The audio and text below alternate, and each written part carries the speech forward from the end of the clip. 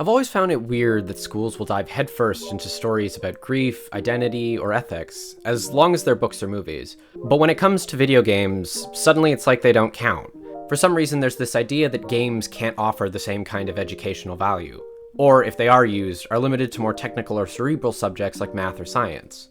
But here's the thing, games have this incredible ability to immerse you in a narrative, to make you feel the stakes in a way that's entirely different from reading a story or watching a movie, and yet we treat them like they're just toys for the weekend. But what if we didn't? Research shows that video games can do so much more than entertain. They can teach. A study by a lab in Greece highlighted how serious games, interactive games combining entertainment with education, can help students develop skills like creativity, communication, critical thinking, and, specifically, empathy. When used in classrooms, these games could create deeper connections to the material in ways traditional teaching often misses. Additionally, a Pew Research survey found that 85% of teens aged 13 to 17 say they already play video games, so integrating them would only be attracting their attention in classrooms. Some serious games that truly touched me were Lost Words Beyond the Page, What Comes After, and Before Your Eyes. These games teach players about people, about feelings, and about how we process some of the most difficult parts of being alive. So today we're going to break down why these games aren't just good, they're essential, and why they deserve a spot in the classroom.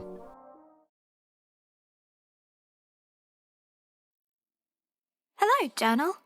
Is it okay if I call you that? It's a bit formal, I know, but we've only just met. Let me tell you why you're here. Since I was little, I've always dreamed of becoming a writer.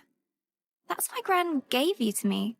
She always talks about little acorns growing into big trees. Although I think she's trying to make me feel better about my height. I'm going to write a story. One that'll make Gran smile. Let's talk about Lost Words Beyond the Page. The game follows Izzy, a young girl who's dealing with her grandmother's illness by pouring her feelings into her journal. Her journal isn't just a place to write. It's a gateway to Astoria, a colorful fantasy world she creates where her adventures reflect what she's going through in real life. As the player, you switch between Izzy writing in her journal and exploring Astoria, solving puzzles and overcoming obstacles in both worlds. What's really cool is how you use words from Izzy's journal to interact with the environment. For example, you might drag words to build a bridge, create a platform, or break down a wall. It's not just a clever gameplay mechanic, it's also a way to show how Izzy is using her writing to work through her emotions. In Astoria, the challenges she faces echo her struggles with loss and finding inner strength, and as you help her through them, you start to feel that journey too. The watercolor visuals and heartfelt voice acting make Izzy's story even more engaging, while the word-based puzzles keep the gameplay fresh and meaningful. It's a game that not only tells a story, but has you building and learning along the way. Now, picture using this in an English classroom instead of sticking to the usual analysis of poems or short stories. Students could play the game and dive into how the story is constructed, how symbols are used, and how the game's visuals, sounds, and text work together to tell Izzy's story. For instance, they could listen to how the music shifts from calm to tense as Izzy's anxiety grows. Or they might analyze how the vibrant watercolor landscapes of Astoria gradually fade to muted tones, reflecting her emotional journey. Students could also explore Izzy's journal, looking at how her personal experiences influence her writing and the gameplay itself. They might write essays about how the game's different elements, like music, visuals, and word choice, reveal Izzy's emotions. Another idea could be for students to keep their own journals, formatting them into poems or narratives composed of challenges to work through, just like Izzy does. Adding Lost Words Beyond the Page to a curriculum could make lessons more interactive and engaging while opening up discussions about important topics like grief and coping strategies. It's also a creative way to explore visual, auditory, and rhetorical communication skills which are necessary in today's world.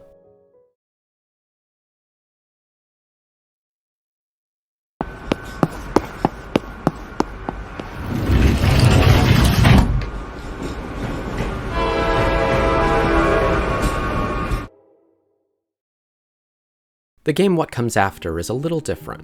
It's a much smaller, simpler game, but don't let that fool you. What Comes After is a side-scrolling adventure game that follows Vivi, a young woman who accidentally ends up on a train for souls traveling to the afterlife. Early on, the player learns that Vivi suffers from depression and deals with suicidal thoughts. Her first reaction upon realizing she may be dead is that she may have gotten what she wanted easily and painlessly. Heavy stuff, right? But the way the game handles it is beautiful. You talk to various spirits, and you learn their stories. Some are funny, some are heartbreaking, but every conversation makes you reflect on life and what it means to leave something behind. While this can be a very triggering subject, this game is about healing from depression. In recent years, the need for such games has become glaringly apparent, as, according to the University of Michigan, 38% of students have thought about or considered suicide. This game offers a safe and empathetic space for players to confront and process their feelings. As Vivi moves through the train of souls, she's gently guided to see the value in the life she was ready to leave behind, prompting players to reflect on their own struggles and the meaning woven into them. This emotional depth makes what comes after not only a moving experience, but also a powerful tool in the classroom.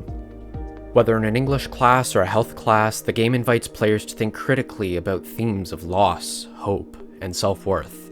It also opens the door for class discussions on the importance of connection and community in overcoming personal challenges, using the game as a springboard for broader conversations on mental health awareness and support systems.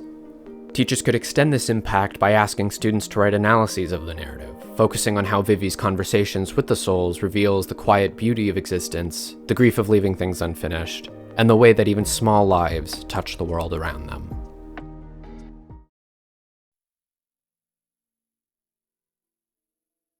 Just think back to the very beginning, first thing that you can remember. I'm going to send you there. Every time that you blink, you're going to jump forward in time. Could be a second, could be 5 years. It's Chloe, your neighbor. But understand, no matter how much you like it, you're not going to be able to stay. Benny? Ready to come up here? That's just how this thing works. These themes really come to life in Before Your Eyes, a game that's about the fleeting nature of time. It's a first-person narrative adventure with a unique twist. You control the game by blinking. You play as Ben, a soul being guided through the afterlife by a dog-like ferryman, reliving the defining moments of Ben's life. For instance, you might find yourself in a happy memory, like Ben playing the piano with his mom, only to have it cut short because you blinked. It's such a simple action, but it drives home how moments, especially the joyful ones, can slip away before you're ready to let them go. It's a deeply personal way to explore themes of memory, regret, and the bittersweet beauty of life.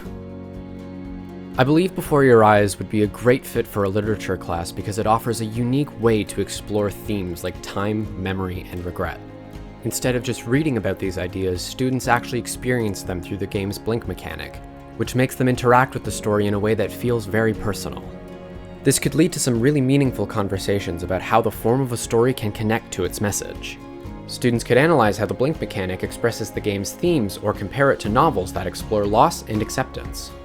It could also spark discussion on how storytelling changes when it's interactive, helping students interpret narratives as dynamic rather than static. As such, using Before Your Eyes in class could encourage students to see connections between different types of storytelling and reflect more deeply on what makes a story resonate. What connects these games isn't their emotional storytelling, it's how the emotion is built into the gameplay itself. Students don't just read about themes like grief, time, or self-worth. They make choices that carry these emotions. They blink and lose a memory. They drag words to create meaning. They sit with someone's last conversation. That's what makes them so powerful in education. These games allow students to analyze tone, symbolism, pacing, and narrative perspective, but they also let them practice empathy, reflection, and emotional resilience.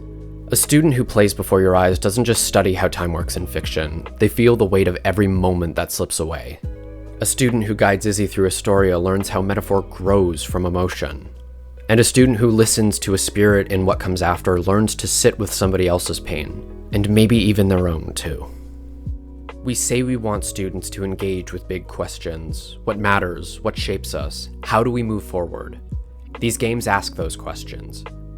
And when used in the classroom, they make space for students to ask them too. Not hypothetically, but through stories that meet them where they are. So no, these games aren't just good for class. They are class. And for students learning to make sense of their lives and the stories around them, we owe it to them to include every tool that helps. That includes the ones they're already using.